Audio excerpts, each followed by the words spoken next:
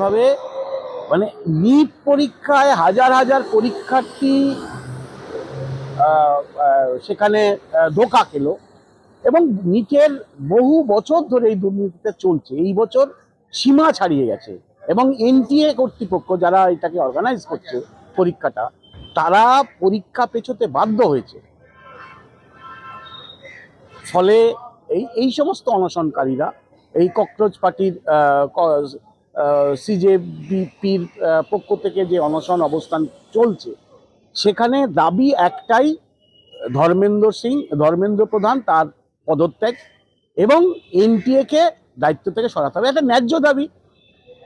কিন্তু সরকার তাদের সঙ্গে কোনো আলাপ আলোচনা করলো না, তাদের সঙ্গে বসলো না এবং কতটা দুর্বিনীত যে এতগুলো ছাত্রের ভবিষ্যৎ সেটাকে নষ্ট করে দেওয়ার চেষ্টা করছে তা। এবং গতকালকে আমরা দেখলাম প্রায় সকাল সকাল ওয়াংচুকে তা তুলে নিয়ে চলে গেল। এটা পুরো অগণতান্ত্রিক একটা বিষয় এবং এদের কাছ থেকে অবশ্য গণতন্ত্র আশা করাও মুশকিল। যেভাবে চারদিকে ঘটনাগুলো ঘটানো হচ্ছে, এই বুলডোজার, এই নানান ঘটনা, ফলে এদের কাছ থেকে এটা আশা করা মুশকিল।